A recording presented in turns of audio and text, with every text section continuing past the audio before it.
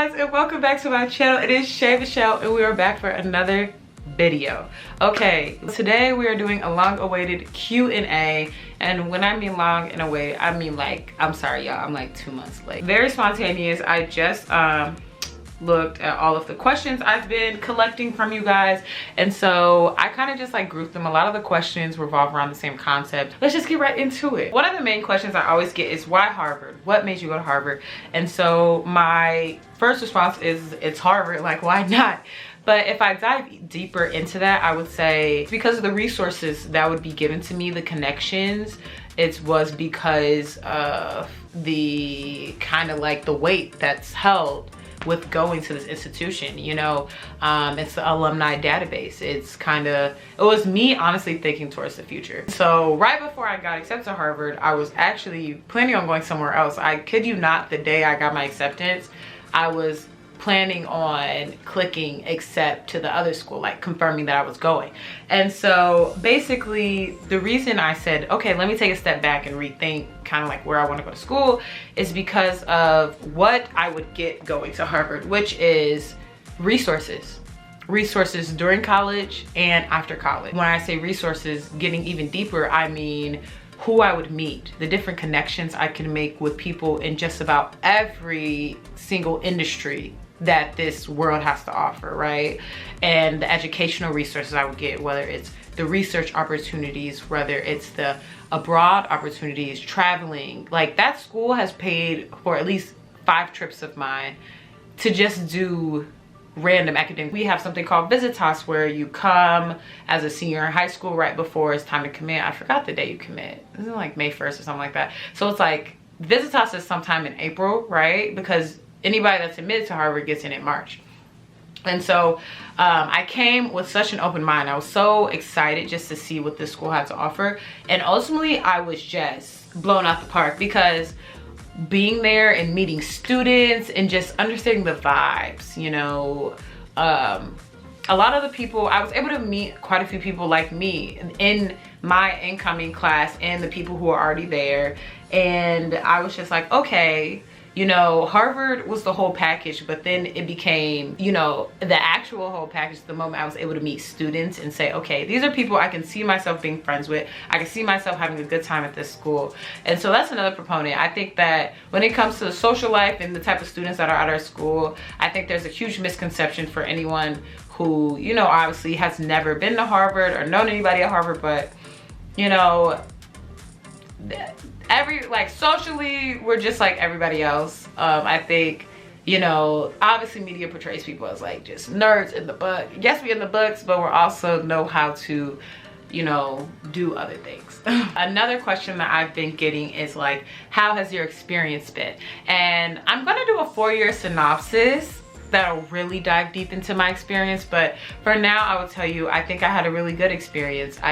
Inevitably, I think I missed out on some of the athletic things, like huge, you know, Big Ten football games and, you know, homecomings and stuff like that, because we don't technically have a homecoming, and we don't like, it's a few things we don't really have. But I would say that there's a lot of cool things that we do have that I really value. Like one, we all live in the dorms all for years, and so we have like houses, and so we're able to build community and meet people. We have like finals clubs, and we have like, you know, different traditions that I think almost make up for things. So I definitely would say I feel like my college experience is different than, you know, the average student at, you know, like a state school or something like that. But I do think that I still had a really good experience. I was able to make like a few lifelong friends that I genuinely think are, you know, will be lifelong friends. And I think I was able to really exhaust the resources that were put, you know, in front of me, and really able to take advantage of things. And so I'm just excited to say that, you know, I was able to complete my undergrad, and now I'm moving on to grad school. And so yeah, all in all, I genuinely feel like I had a good experience. I had a fun time. Like, if you ask me freshman year, if y'all look back at some of my videos from a few years ago, oh, I was having the time of my life. I was like, these people are great.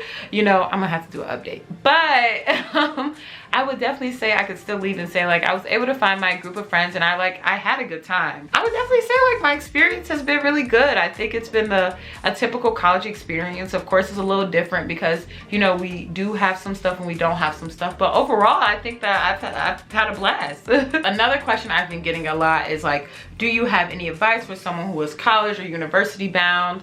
I would say, one, shameless plug to my video about what I wish I knew before college, but what I will say in this video is my biggest advice would be come in with an open mind, meet as many people as you can during that freshman orientation period where like it's just freshmen there.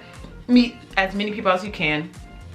And then I think I would say, you know, just take every opportunity put in front of you, because college is such a unique experience where the moment you leave, you won't necessarily have those opportunities, nor those rooms to meet these people in, and those, you know, different emails saying like, oh, here's this conference you can go to, here's this job you can apply to, this internship, this mentor, you know. So take advantage of it. If something looks interesting, go get it. I think one of the biggest regrets I feel like people have after college is not taking advantage of these resources, because now you don't know what you don't want to do. You know, I think college is a great place to learn what you don't like, so then you can finally narrow in on what you do like, because the world has so many possibilities that if you don't know what you don't like, then like you're gonna leave college and be in this limbo. A basic question I've been getting is, what's my major or minor? I guess I am a little ambiguous when it comes up to YouTube, but my major was biomedical engineering. For a lot of college, I was debating doing a computer science minor or African American studies minor. Didn't end up doing it because I got to med school and I was kind of like, it's no point in like tacking on all these classes, and I generally just don't have to.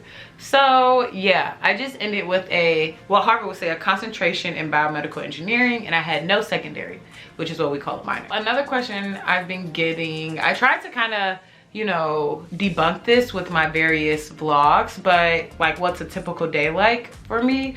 And so a typical day at college for me personally was like, you have your classes, you probably go get lunch with a few friends, because classes and food is in the dorms or the houses, and so classes is not, my grammar is so off. Okay, your classes were not that far away from the food, and so it was very easy between classes to go and get food, and like, well, if you had enough time, get food with friends, stuff like that. So a typical day in my life was like class, food, honestly probably another class after the food, and then I would probably end up walking from that class with a friend to like either do homework or go to some different club meeting or something. And then the end of the day wind down is usually like you and a group of friends in some type of room, library, office, whatever, doing work. And like, depending on who you're with, depends on how much work you're gonna do. So you could get like nothing done with some friends, and then with other friends it's like pin drop silent and you guys are like getting work done. So it all depends on what mood you are in and who you're hanging out with.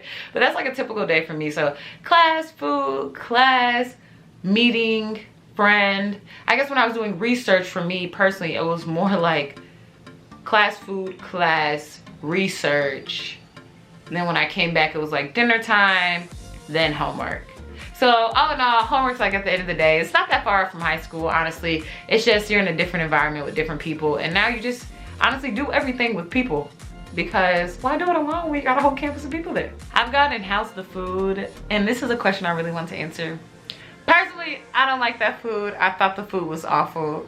So that's why I had to budget weekly how much I could eat out, because I didn't like the food. And at Harvard, the dining plan is like built into tuition and room and board. So it's like you don't get out of the dining plan. And then we don't have dining plans, like plural, like you can choose like, oh, 1 meal a day. No. Everyone gets the same thing. It's all unlimited and it's all included. It's a full-blown package. A big question I've been getting is like, how would you describe Black Harvard? What is Black Harvard? Haha. So in general, Black Harvard is it's basically like a little coin term for the Black people at Harvard. It's kind of coin term at every school, like Black, haha, whatever. But basically it is a term, it's just the Black community at Harvard. And so I think in actuality, I found my most comfort in the Black community at Harvard. I was able to make my friends. I was in a blocking group of 8 other Black girls. And so I think it was a nice little home away from home when it comes to being around people that are like you and not feeling like an outcast in a lot of situations who have similar backgrounds as you. The last question I'll answer for this Q&A is, how much time do like students usually study per day, per week, whatever? I think it really all depends what your concentration is. However, for me personally, I think I would look at it more as homework assignments, because I honestly, yeah, I would look at it more as homework assignments. And so generally, I guess I'll talk about it in a week's term, because I would go like a day or 2 and not technically do any homework. Because like if I'm in class all day, I'm not coming back to do homework. I'm just simply not. I'm taking a break. But like per week, I would probably say, if I had to encompass all of my homework and all studying, I would probably say you're studying like around 10-ish hours a week, probably more. It's probably a really low ball. I did not prep for these questions in advance, but I would go with something like that, just because I'm thinking like on average, say I do something for like an hour a day, plus like on the weekends or on like one day a week, I would like wake up early and probably like work for like 3 to 4 hours straight. But I wouldn't do that. That's not an everyday thing, y'all. That's like a once a week, maybe twice a week thing. And that's if I got a lot of stuff to do and that's like, I need to concentrate. So yeah, I would go with like 10-ish hours per week.